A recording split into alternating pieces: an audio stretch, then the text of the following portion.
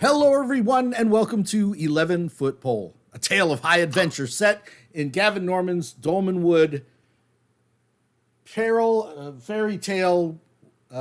Anyway, welcome to 11 Foot Pole, everybody. My name is Glenn. I'm the referee. I'm not as sharp as I used to be, but I'm still there. Sorry, go ahead. Sorry. I thought it was it. I'm Darren, playing Karis, the third level hunter. I'm Jason, playing Naroth, the third level cleric, who, oh, by the way, is now skull free. Skull free in 23, baby. JP playing Torgus Runemain, the still only second level. I don't know how everyone else is third, fourth, and eighth level, but anyway. Digress. Well, sometimes people are busy and can't show up for an episode or two, so that. Yeah, but in other occurrences like that, they still got XP. So yeah. Well, I think that dwarves maybe learn at a slower pace. Yeah, less bright dwarves. Yeah. We just lost a listener. Down to one. Keep that up. We'll be out of business. And we're finally, all looking for jobs. And finally, I'm Matt playing Veritan, the second level elf. So you're not the only one second level there, Thorgus. All right, so if you guys open the chat, I'm going to do this for the viewers too, and you scroll back up past all the Slee Stack pictures. At 12:34, I sent you guys a picture of sort of the Dolmenwood. You see that picture? Yes. All right, and if you look in the lower left-hand corner there, I don't know if you can zoom in on yours. I can't zoom in on mine, but you should see Lake Lankshorn kind of in that little V in the woods between the word Dregwood and the words High Wold. That little town there. Okay. Yep. And then if you go north of that, you see the Manor of Lord Malbleet. And if you go north of that, you come to the southern shores of Lake Lankshorn. You guys are in that hex there. And you guys have just come out of the incandescent grottos with not more treasure than you can carry, but literally all the treasure you can carry. And you guys are headed back to the shores of the lake there to pick up your burrow. Since you all keep such extensive notes, can anybody tell me the name of the fisherman that you guys encountered in this hex? I remember him. Oh.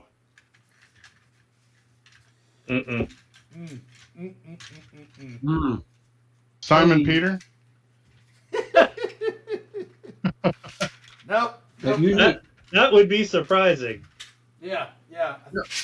I think if I had named him Simon Peter, I would remember it, is why.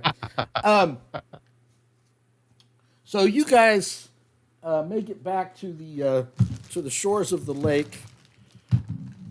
Oh, wait, I think I even had a mini for him, didn't I? At one point. Does he remember our names, though? Oh, of course. Of course he remembers your names. He does. Of course he does, right? I just need to remember his. Oh, yeah, here you go. I'm going to pretend that's his mini. I don't think it was. I think that's a random halfling that you failed to recruit. He was not a halfling. No, he's a human man. Oh, yeah, that's definitely a halfling with the feet. But you guys come up to him. I definitely remember his voice if I don't remember anything else. I think we're going to say his name was Joffrey, sir. Well, look, Joffrey. Ah, look at you, fellas. You managed to survive, and it looks like you're flush with treasure. You did well for yourselves, if I may say so. And thank you, Joffrey, for keeping our mule safe. Yes, do you at least remember the name of the mule? Charles. Charlie. Yeah. Oh, He's a very Charlie. informal mule. Charlie's been doing just fine. He's been cropping the lakeside greens and been a good boy. So, Joffrey, thank you for that, and hand him a gold piece for his trouble well, there. thank you, sir. Thank you. So now you'll be wanting to load him up and head back to Lightsharn, sir. That's the plan. Let's see about how much old We can load Joffrey up. Charlie. Charlie. Let's see how much old Charlie can carry. If we go to page 53, no, not quite. That's vessels, animals of burden. We have 2 saddlebags.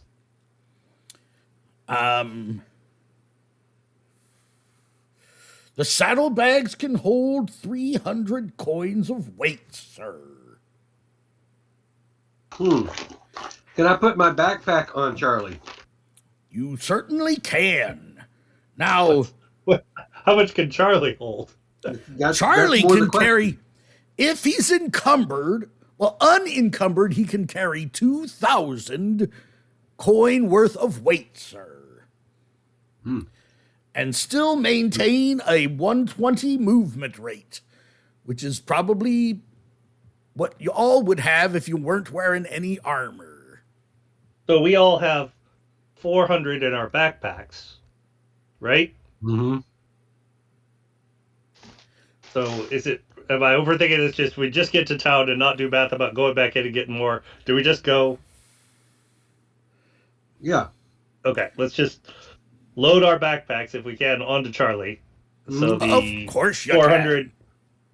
the 400 gold pieces that we're each carrying in our backpacks.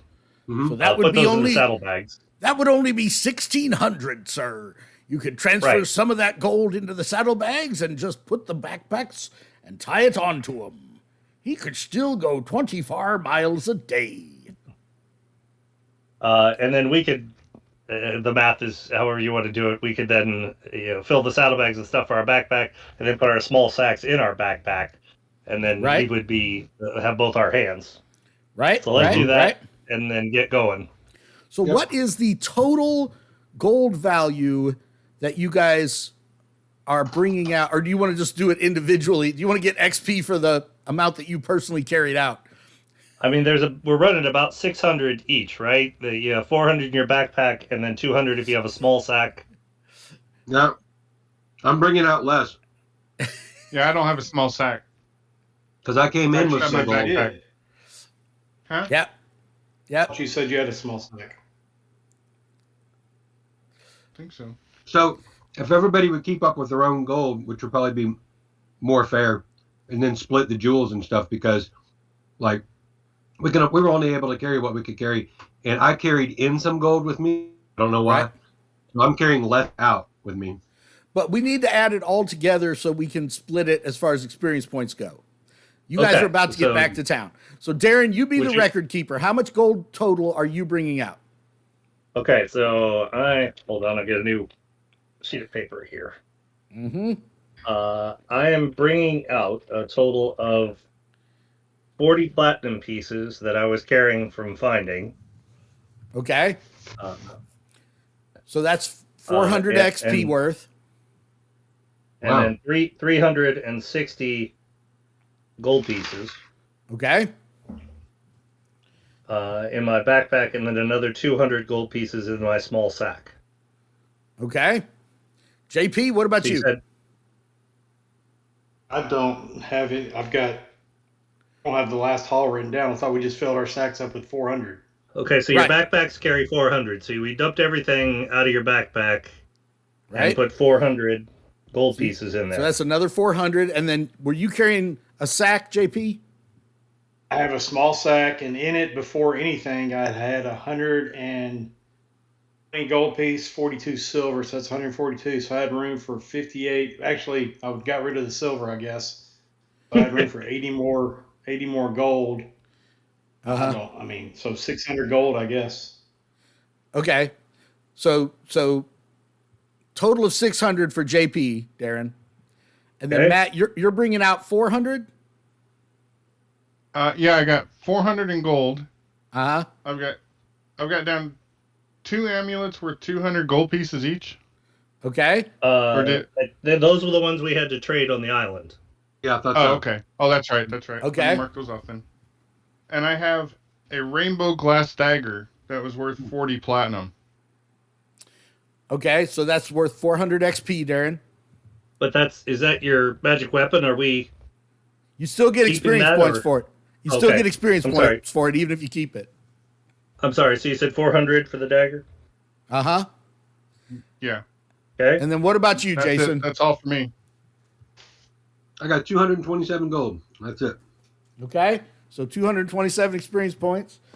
And then the halflings have on the Assorted jewelry.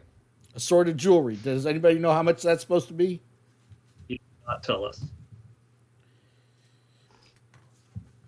Okay, now this is not how many gold pieces you get. We're just talking about XP for the jewelry. You have to sell it. And what about the Book of Ash and Cinder? Hold on. Okay. Going. So you have 3 bracelets worth 900 each. Wow. And the tiara is worth 1,100.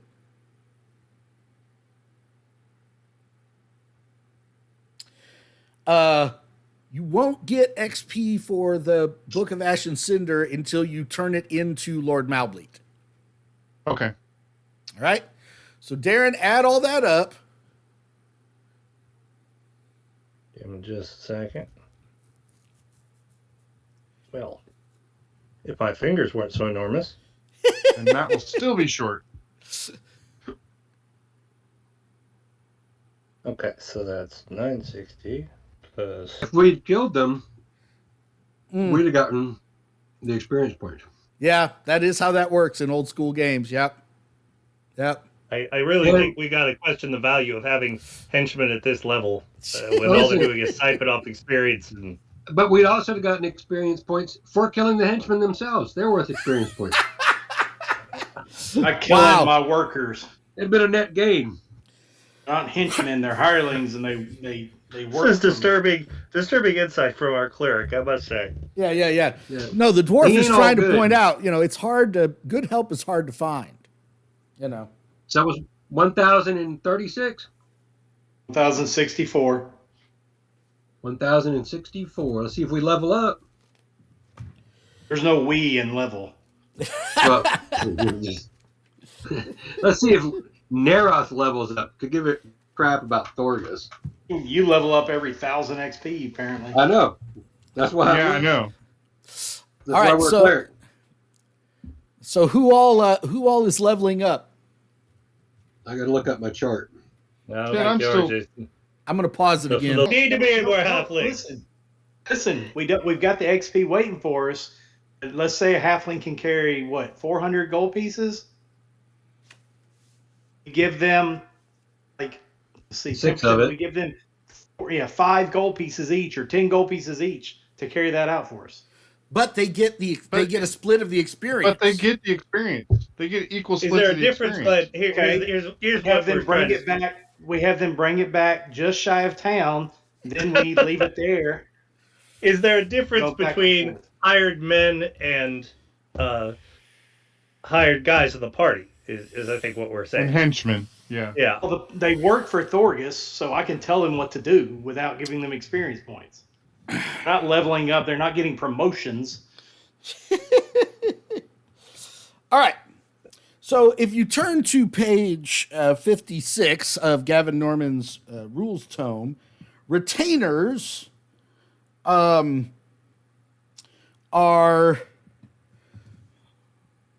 sort of Right. what you've been using, right? Retainers get a portion of the experience.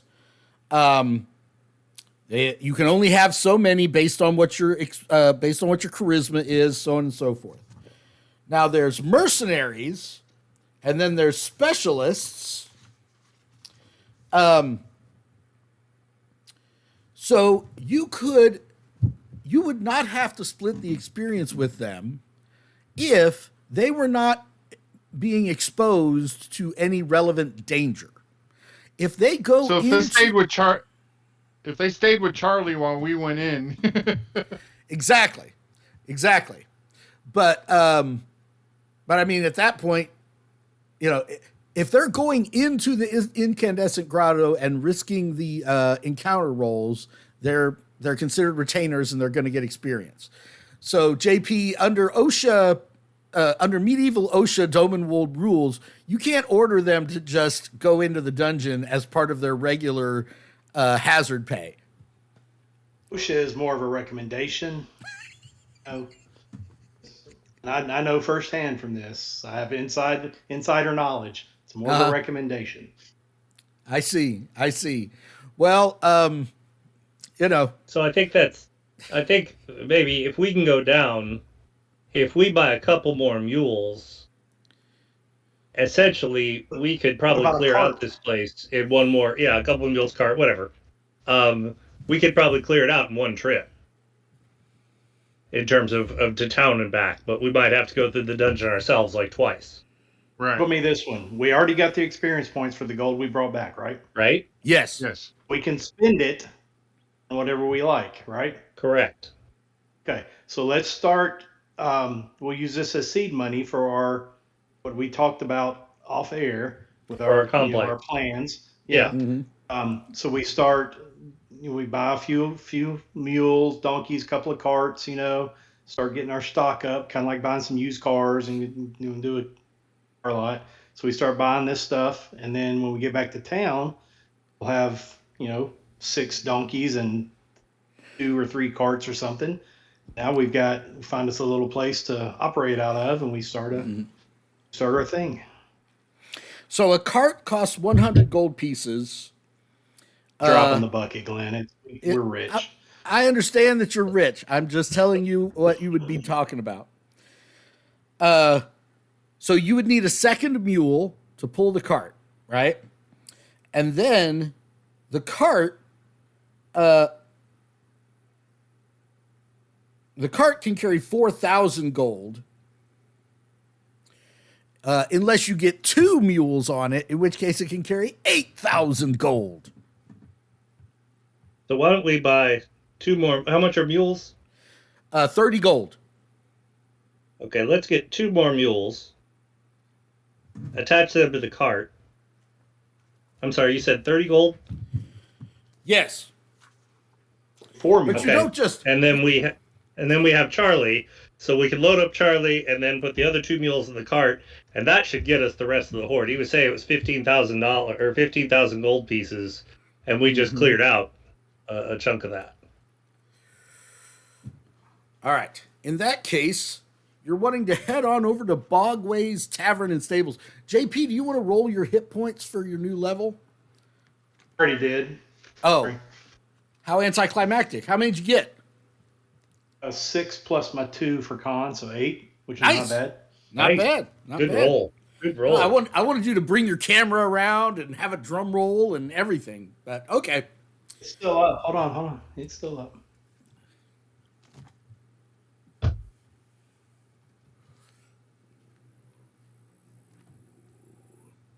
Here it is, see? Excellent. Can't do a drum roll, but... Yeah. JP, do you have more interest in just buying out the guy who we're going to go buy the mules from? We're going to feel him out. Yeah, we're going to see what kind of shape his business is in. Yeah.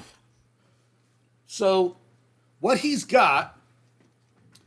6,000. What he's got is a drinking establishment that is also has a stable located around the back. Okay? The sign is a grinning toad holding a frothing mug of ale. You go inside, the common room is a lofty space packed with wobbly tables and stumpy stools. Balconies on the upper floor overlook the common room. An iron candelabra bearing dozens of fat candles hangs from the rafters. The proprietors, Sarge Grugthorne and Whimsy Bobblefrock, sounds like a name that JP had come up with, serve crowds from behind a row of barrels. Thank you. Appreciate that comment. The guests are a raucous mix of farmhands, wayfarers, drunkards, and gamblers. He's got poor food. He's got and stabling and horses. So Sarge is an aging, battle-scarred, white-haired guy in a grimy leather. Oh, dressed in grimy leather with a single gold earring. Sounds lovely. Ah.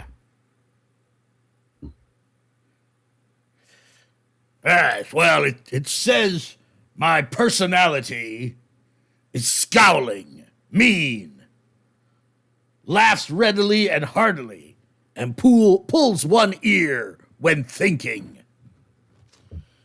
So do you guys head straight there, or do you go back to the inn first? I mean, you can get rooms here.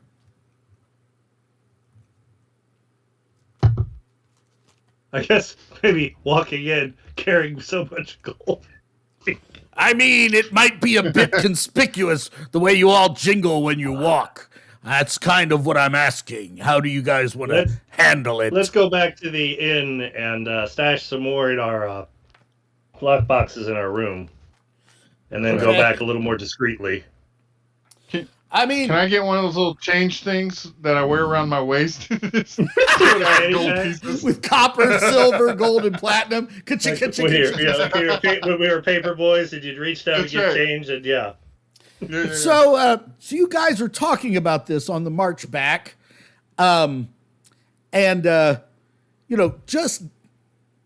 just coming into Langshorn in broad daylight. It's getting towards the end of the day, but it's broad daylight. I mean, even if you go directly to the inn, you're definitely going to be noticed as coming out of the forest with these huge, sacks of gold piled on this donkey that's, got its ears down. It's like,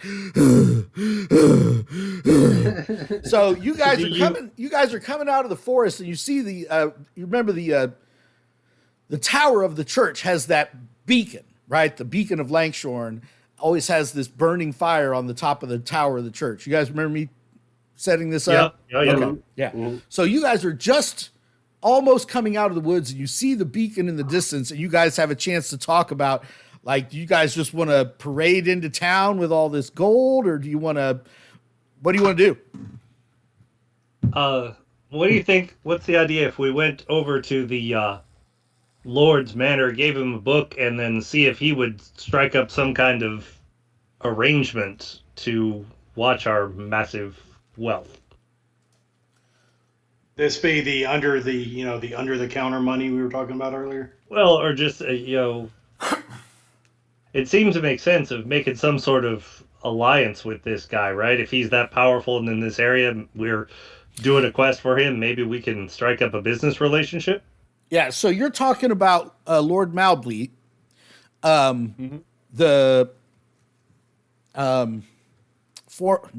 are those guys called, Darren? He's not a Formian. He's a Fearbog. The Fearbog Lord, his sort of mansion there, Redwaith Manor, is on the way. So you guys want to go in there instead and kind of check in there first before you come walking into Langshorn with all his cash? Yeah, let's do that, and then let's get rid of the book. At worst, we slip back into Lakeshore the cover of night, and we're less of a spectacle, right? Yep. You guys go up and you bang on the door for a second, and the only servant you have seen at this place, the steward, answers the door. Good evening, masters. How may I be of assistance? We're complete. We found the book your master sent us for. Ah, very good, sir. Perhaps you would care to leave your mule there at the stables and come inside. One of us want to stay with the mule. I'll stay. Thanks, JP. Very good, sir. As you wish, sir. Come this way. All right. I was gonna offer, but yeah, somebody that can actually hit somebody if they need to, should probably stay with them. Okay. All right. I shot 3 arrows at the guy. I guess as long as I use my magic, I'm all right. So JP, you just stand there looking mean. Okay. Yeah. And the halflings, I guess. So we'll talk about. Oh, that's right. That's right. The halflings are there with you. They got to. They talk about the work we have coming up. They still haven't quite earned their keep, so this will be a chance for them to do something useful. They've already taken experience. You do see a couple other servants kind of walking around and stuff, and they're more of these kind of weird goat folk people. But the rest of you are taken into the to the drawing room, and Lord Malbleet, about 15 minutes later, comes down, comes into the room. I do believe I remember exactly how Lord Malbleet spoke. I'm almost certain he spoke like this. Greetings, chaps. I see you've made it back from the incandescent grottos safe and sound. Mm-hmm. Yes, sir. And we found the book you were looking for. It was no problem. Yeah, piece of cake. So you pull out the book of Ash and Cinder and kind of, unwrap the cloth and hand it to him. And he's like, magnificent, fantastical, exceptional. And as promised, here is your 1,000 gold piece reward, which I'm almost... No, it was 4,000. I'm sure it was 1,000 gold. No, I've got 4,000 written down in the... That would be important for Neroth. I thought it was... You're right. I have it too. Reward, 4,000. Right? For the seat. Redwave battery seat of power for fur bogs, not fur balls. And 4,000 reward for returning the book. Oh, well, it's funny that I only seem to have 1,000 gold pieces in this bag that I'm handing you. Very well, very well. I don't let anyone say that I'm not a man of my word. Here is the 4,000 gold pieces. Now, even more interesting, if you ask me, is this. And he pulls out the crown that you guys left with him. You remember this? Yeah. Yes. And I remember it too, but did I write it down anywhere?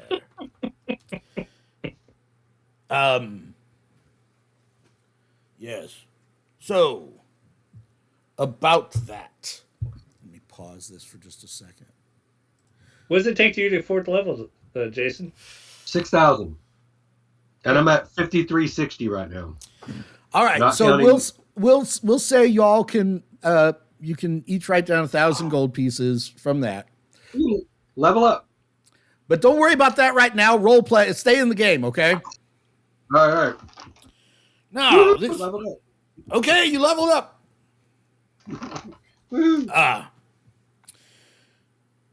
Now, here's what I was able to find out about this. The haggle crown. What did I call it? Did I call it the haggle horn, the crown?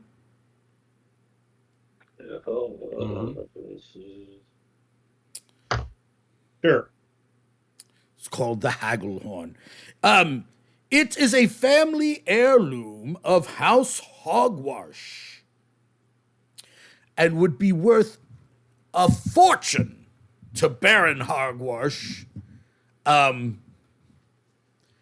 its, he would be willing to pay a fortune for its return. So that's the guy who rules at High Hankel, which you guys may remember is like the Indianapolis to Langshorn's Fort Wayne, right? It's the big town to the southwest of Langshorn, okay? And it's kind of the capital of this area. It's where you guys sent for your Scroll of Revivify. It's like the big town, not too far away from Langshorn. We haven't been there yet. No, you've not been there yet. Well, your characters have, but like as part of the game, we haven't. That's probably where you guys came from to reach Langshorn. But, let's see. The fact of the matter is, if I were you, I would not take it to Lord Hogwash. And I'll tell you why. I have reason to believe that it bears a powerful magical enchantment. What kind of enchantment? Well, it's out of my area of expertise, as it happens. But I have a contact that as soon as I find the right page in the adventure, I'm going to tell you all about. All right, I've got to pause it again. Well, here's what I would recommend. Just north of here, just off the road, is a little hamlet called Shagsend.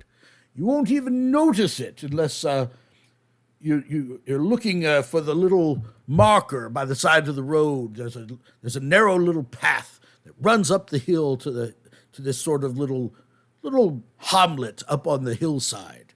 But up there lives Windor Hobblewort, who is a most skilled magic user.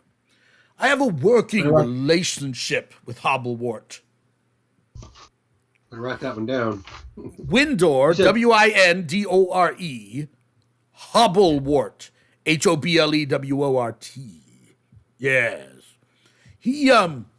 He's one of the more capable magicians in this part of the wood, and very reclusive like most of his kind, but I do have a reasonably good working relationship with him. I would be willing to write you a letter of introduction, and perhaps you could persuade him to find out the exact magical powers of this crown. It might be worth much more to you as adventurers than it would to that guy I was telling you about. The Baron, yes. Yeah. The Baron, yes. Hogwash. Baron Hogwash. Yes, exactly. I bet middle school is hard for him. Yeah. Yes, well, we can't all be as well named as me, Malbleet. So, this still doesn't solve the problem of you guys going back into town with all this gold. Now you have even more gold. Right. Right. Yes. That's an odd problem to have. So, Glenn, give us an impression of this guy. Is this guy, like, powerful and seems like the don't be screwed with his guards? Are they giving out... Is this guy a guy who's some military force to him, or is this just an old guy in a castle? So he does not have like soldiers or anything like that. He's physically big, right? And you know that Firbolg have some magic powers. He's known for having this big library and doing all this research into the arcane, which is why he wanted this book. He is, again, the best example I can think of is like the Beast from Beauty and the Beast, right?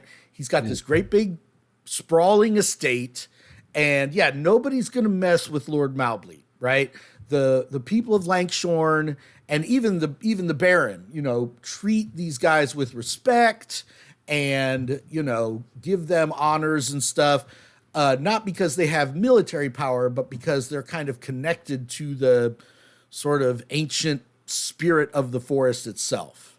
So more arcane power than muscle. Yeah, and almost sort of like fairy connections, where like if somebody tried to like strong arm them, they might just disappear or show up on the other side of the forest naked or something. Like you never know with these kind of semi fairy folk. But they are known to be they can be difficult to deal with. They're kind of fickle sometimes. It's also like Bjorn in the Hobbit movies and the Hobbit book, They kind of have their own priorities. And so it can be hard to predict, what's important to them and what's going to offend them. Right. It sounds like a quirky ally. He would make for a quirky ally. I think he's worth keeping. Well, yeah. I'm just trying to think. I don't know that I was thinking there's more of an arrangement here where people wouldn't screw with us if we were under his banner, but that sounds less the case. Mm-hmm. Yeah, it's hard because it's like, you don't know what his goals and priorities are. He's very long lived. He's way out here, kind of in the woods, and so. You guys undertaking this one mission for him is one thing, but like allying with him or something, it's hard to know what he would want. I think we say, Lord, we really appreciate all of the help with this and the introduction to the wizard. We'd love to have a relationship where if you need other quests undertaken to get materials, that you would send a runner to us, and we'd be willing to consider it. Oh, absolutely. By the way, did you ever tell me what the name of your group is so I know who to ask for in Lakeshore? No. I mean, I can't say those guys that I talked to before. You need a name. Like the Fearless Four. Everybody knows about the Fearless Four. That's not us, right? No, it's not us. No, they're the ones that went up to the Droon stronghold. Our listener has not proposed any names. Not that I remember. Comments on some of those. How about YouTube videos? How about the magnificent 3.5? On account of Torgus's height.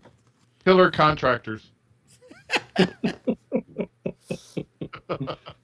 Contractors from outer space. I kind of just don't hate the contractors. The contractors.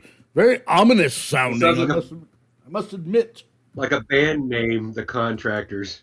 Right? Yeah. Like you would be opening for Men at Work, something like that. Something like that. Yeah. Ladies and gentlemen, the Contractors. Yeah, all right, very well. So this still doesn't answer the question. Are you guys going to try to get into Langshorn under cover of night now? Is that the plan? I'm open to ideas, gentlemen. I think we could camp out at the edge of town. Maybe send somebody into town where we had our arrangement with our gold chests. I think Dorcas and I do. So we could camp outside of town, make the arrangement, and then move that gold at night. You know what I mean? Okay. All right. I mean, it's a suggestion. We just get our in saying, hey, we need to do something discreetly. Would you keep your doors open for us? Well, we could even ask the Lord here if he minds if we camp on the property for a night or so before we head on. Yeah. Oh, you're welcome to stay here. I have dozens of empty rooms. He rings a bell, and Shadwell comes in. Shadwell, prepare some rooms for our guests. They'll also be dining with us this evening. Okay, so what we could do is then send JP. We could send JP and some of us in to make the arrangements with the bar or the stables that we're looking to possibly buy, and then we could take the gold straight there and then we wouldn't have to worry about doing some of it. So the inn where you've been staying at is run by Marjorie, right? Right. The girl who gives you the soup. Every time you go in, she just picks a soup and brings it to each of you. Now the stables is run by That is not fair. Sarge and Whimsy.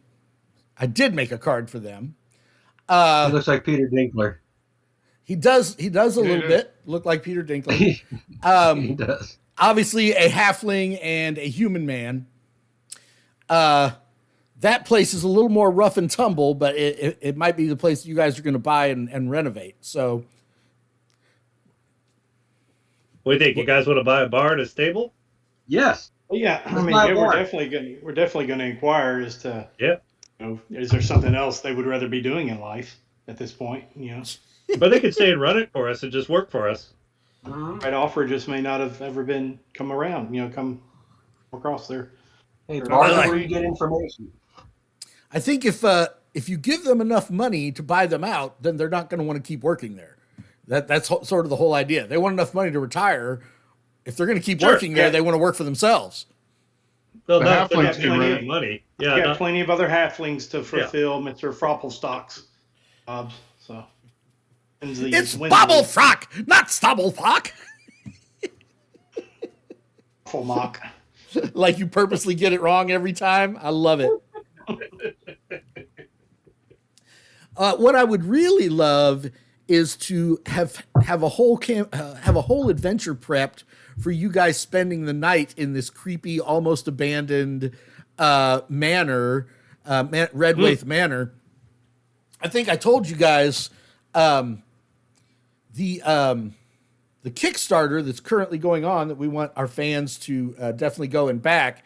One of the stretch goals is a complete adventure set in Redwaith Manor, details the dungeons underneath, all the secrets that he's keeping, and what happens to you four if you try to spend the night there. Of course, he wants you all to stay in separate rooms. Are you guys going to all stay in separate rooms? As long as there's they're a close door together. adjoining, the door between the rooms. You need sweets. Yeah. Do you guys stay in separate rooms or not? I need to know. Look at JP. He knows what I'm up to. I think we're pretty safe. Let's we'll split the gold between us and we'll be fine. What could possibly go What wrong? could possibly go wrong? Yeah. Here in Lord Malbleet's Manor. All right. Well, only because I don't actually have that particular adventure prepped at this very moment. That's exactly right. Yeah. Nothing does happen. All right. So, who had the idea of basically talking to Marjorie and just shuttling the money in there in bits and pieces over cover of night, so you're not coming in the middle of the day with all that cash? Is that what you guys are going to do? What? Yeah. Darren, why don't you roll us that D12? Get an 8 or lower, and you're fine. 2. All right. In spite of the fact that the town is full of gossips and people who are always nosing into other people's business, you guys managed to shuttle all your money in here, and Marjorie is like letting you guys use a linen closet. You're just like putting bags and bags of gold and platinum. We should open a bank and become Good. Yeah. Savings and loan. There you go. Emphasis on the loan. Yeah. You could just become like the kingpin. You could just become like the godfather of Lankshorn. Everybody owes you money and favors. Nobody sits in our booth.